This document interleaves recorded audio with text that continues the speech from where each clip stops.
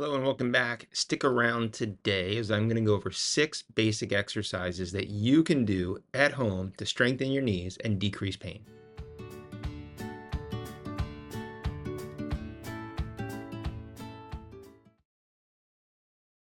Hello, I'm Adam Rosen, and thanks again for tuning in. If you haven't already subscribed, please do so. And if you enjoy this content, click the thumbs up button. It really does help the channel. I just want to share with you some exciting news that my new book is out and available, OR Confidential, Confessions of a Gen X Surgeon. So do check that out. I'll put a link in the show notes. In today's video, I want to go over 6 exercises that you can do at home. They're free. If you are a person and you have a flat surface and a chair, you have all the equipment needed. At the end of the video, I'll share my thoughts on why these exercises are important. So let's jump into the first exercise. So for this first exercise, you're going to lie on your back. You're going to take one knee and bend it, which takes the pressure off of your back. And with your other leg, you're going to engage the leg. You're going to pull the toes and the ankles up. You're going to lock your knee, and then you're going to lift your leg up about 8, 10, 12 inches. And then you're going to slowly bring it back down, but don't touch your heel to the floor. Lift it back up again on a 1 count. Slowly lower it on a 10 count. And in the beginning, you can start by doing 10 repetitions, first on one leg and then again on the other. Now, if you find this easy, you might make it harder by putting a shoe on or a hiking boot, or even adding an ankle weight if you have those available. For this next exercise, you're going to lie on your side and we're targeting the abductor muscles of your hip. You're going to take one leg, the top leg, and engage it, and then you're going to lift it up approximately 30 to 45 degrees. Bring it down slowly. Do not let it touch your other leg. Then lift it up again on a count of 1. Slowly bring it down on a count of 3, and repeat for 10 repetitions. Roll over on the other side and do 10 repetitions on the other leg. For the clamshell, you're going to remain on your side, but you're going to bend your knees slightly. You're going to keep your feet together, and the top knee is going to come up. You're going to do that on a 1 count, bring it down on a 3 count. Again, try not to touch your knees. Lift that top leg up again and repeat 10 times. You can roll over on your other side and repeat for 10 repetitions on the other side. You're simply going to be opening and closing like a clamshell on the seafloor. The calf raise is important to strengthen your calves, which aid in walking and ambulation. You can start by doing this with both legs at one time. You're simply going to lift your heels up in the air and then bring them back down, lift them up and bring them down for 10 repetitions. If this is easy, you can do one leg at a time for 10 repetitions and then do 10 repetitions on the other leg. If you find this to be even easier and you want a harder one, you can do this on a step where your heel will drop down below the step, and then you can push off to lift your heel above the step. It will engage more of the calf muscle and stretch your Achilles, strengthening the muscle and tendon unit. This next exercise targets the hamstrings. I recommend to my patients that they stand in front of a wall or counter when they first start doing this exercise. One leg at a time, you're going to bend your knee so your heel comes up towards your butt, and then you're going to slowly extend your knee just so your toe does not touch the ground, and then lift the foot and the heel again up towards your butt. Repeat this for 10 repetitions on the right, followed by 10 repetitions on the left.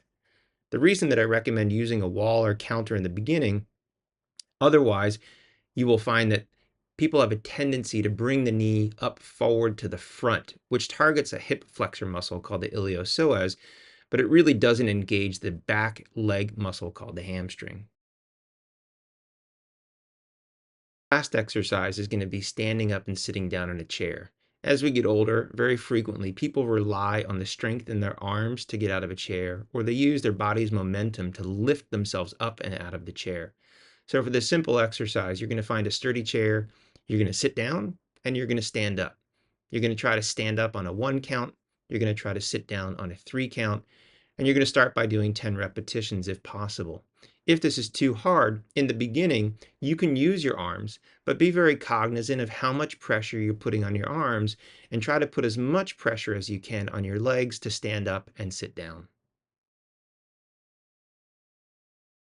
So why is all of this important? Well, if you have knee pain, even if you don't have arthritis. One of the frequent causes is weak muscles. And if you have arthritis, one of the frequent causes of knee pain in arthritic knees is weak muscles. And if you can strengthen your muscles and maybe have mild arthritis, you might not even need an operation. If you can strengthen the muscles and you have severe arthritis and you have a knee replacement, you might find that you do better after surgery, because we know that the stronger your muscles are before surgery, the better your recovery is after surgery. And it's not uncommon for me to see people for second opinions after a total knee replacement when they still have pain. And one of the causes is weak muscles. And if they simply strengthen their muscles, they tend to see the pain diminish. Now, the most important muscle when we're talking about the knee is the quad or quadriceps. This is the anterior thigh muscle, the muscle in front of your leg above your knee. And think of this as the core muscle of your knee. Frequently, people are familiar with the idea of back pain and strengthening your core. You want to strengthen your low back and strengthen your abdominal muscles, and that will lessen back pain. If you have a bad shoulder, you want to strengthen the rotator cuff. And if you have a bad knee, you want to strengthen your knee muscles. The quadriceps or quad is the most important. That's why we always start with the straight leg raise.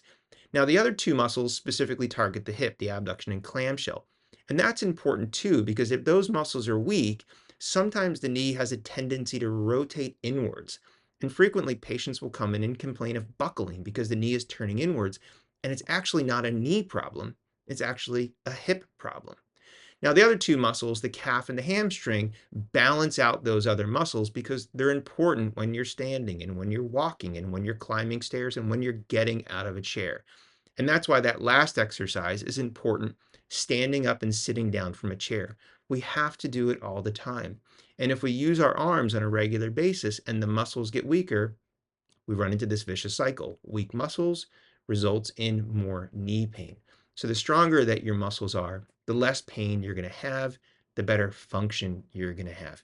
Now, when you start by doing this, I have patients start very simply 3 days a week. So Monday, Wednesday, Friday, you're going to do these exercises 10 repetitions. Very simply, 10 on the right, 10 on the left, and you're going to do that for a couple minutes max. Won't take you very long. Next week, Monday, Wednesday, Friday, you're going to do 20 repetitions of each exercise. And the third week, 30 repetitions. The goal being to get up to 60. Now, if you can do 60 repetitions of each exercise in a row, that's great.